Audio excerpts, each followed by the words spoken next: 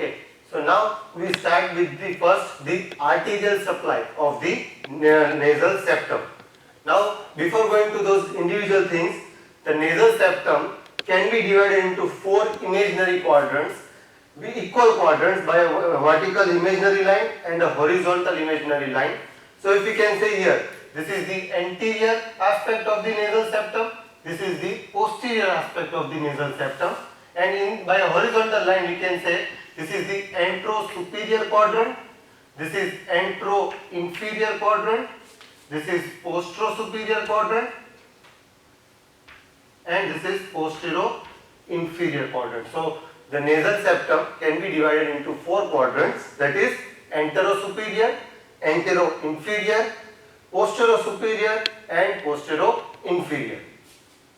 Now first we will see what are the blood supply, and it is very easy to remember. Each quadrant generally has got one specific artery supplying it, and which way we can easily remember them also. So the first, from above we have one artery, that is the branch of the ophthalmic artery. Here this artery is the anterior ethmoidal artery. So the antero-superior quadrant is mainly supplied by the septal branch of the anterior ethmoidal artery, which is a branch of the ophthalmic artery, which you will learn with the orbit and the cranial cavity. Now from the antero-inferior aspect, if you can remember, which was the artery supplying here around the lips? A branch of the facial artery which was supplying around the lips. That is the superior labial artery. There is a superior labial branch, septal branch of the superior labial artery. Again, superior labial artery is a branch of facial artery. Similarly, if we see behind, then there is one foramen here, that is called as the sphenopalatine foramen. This foramen here is the sphenopalatine foramen. So from there we have one artery which is coming. The name of the artery is same, which will supply this quadrant also, and there will be some branches going up to the antero-inferior aspect of the nasal septum or the quadrant of the nasal septum. This artery is called as sphenopalatine artery. So the postero-superior quadrant is supplied by the sphenopalatine artery. Similarly, on the nasal septum, there is, if you remember, there is one artery which is running on the floor of the, or you can say inferior aspect of the palate, and then through the incisive foramen it enters inside. So this artery not only supplies the posterior inferior segment, but it also gives branches to the antero-inferior quadrant. So this artery, which is supplying both antero-inferior also, and mainly it is going and supplying the postero-inferior quadrant, this artery is the greater palatine artery.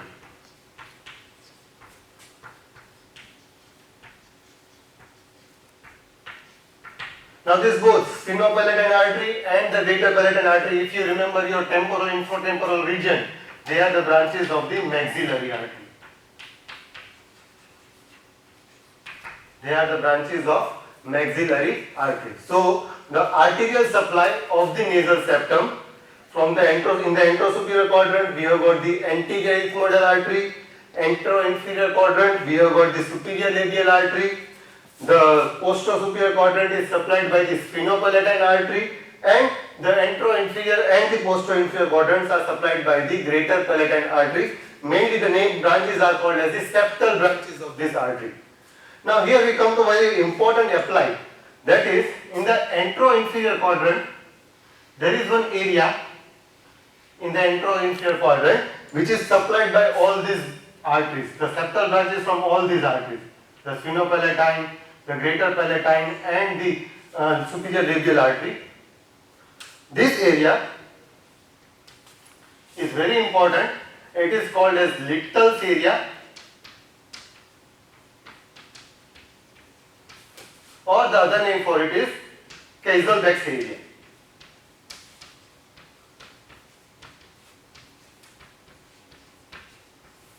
this area is called as Little's area or Hazelback's area, and you can see there is a plexus formed here, which is of the mainly the branches from the arteries. So that is called area plexus is also called as the Hazelback's plexus. Now why this is important? If you can remember, or if you might have come across that sometimes in very summer season there is nasal bleeding to some persons suffer from nasal bleeding. So generally this nasal bleeding is called as epistaxis. The nasal bleeding is called as epistaxis, and most commonly it is this area which bleeds, because this area is sensitive to hypertension, the temperature, and also the hormonal. So in females we sometimes come across nasal bleeding because of the hormonal changes. That is also especially during the menstruation. That bleeding is called as vicarious menstrual bleeding. But just to remember, this Little's area is the most common site for nasal bleeding. So this Little's area is sensitive to hypertension, temperature changes and hormonal changes, and hence it is one of the most common sites for nasal bleeding, and it is the arterial plexus which bleeds here. We should remember that.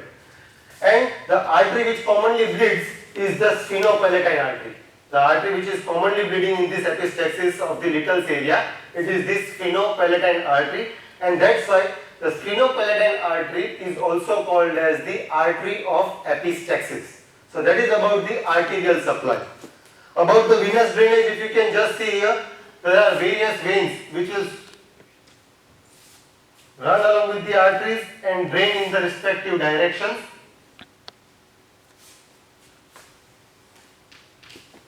So this, the one which is supplying, which is draining the anterosuperior quadrant, generally it drains into the superior ophthalmic vein and then into the cavernous veins. The one which will be draining the anteroinferior quadrant, which will run with the superior labial artery and then go into the facial vein.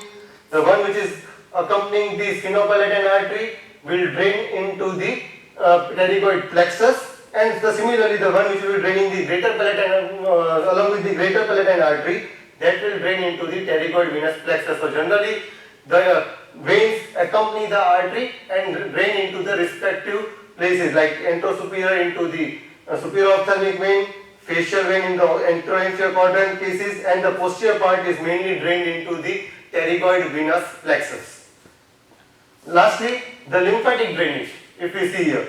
So the anterior half of the septum, it is drained, if we see the lymphatic drainage, the anterior half drains into submandibular lymph nodes, and the posterior half drains into deep cervical lymph nodes, or you can say more, it may also go into retropharyngeal lymph nodes. That is about the lymphatic drainage. Now we come to the nerve supply. Again, each quadrant has got one nerve each. In the anterior quadrant here, this nerve which will be supplying, it will be the anterior ethmoidal nerve, and to be more specific, the internal nasal branch of the anterior ethmoidal nerve. The post quadrant, a nerve which will be coming here, this is a branch of the pterygopalatine ganglion. That nerve is the medial branch of, or you can say medial posterior superior nasal nerve.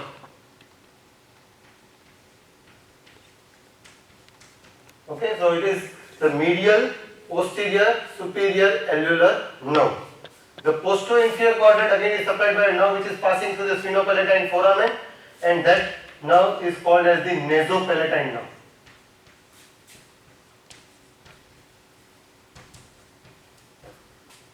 Again, it is a branch of pterygoid venous plexus, and the one which is supplying the anteroinferior quadrant here, it is a branch from the maxillary nerve, and that nerve is anterior alveolar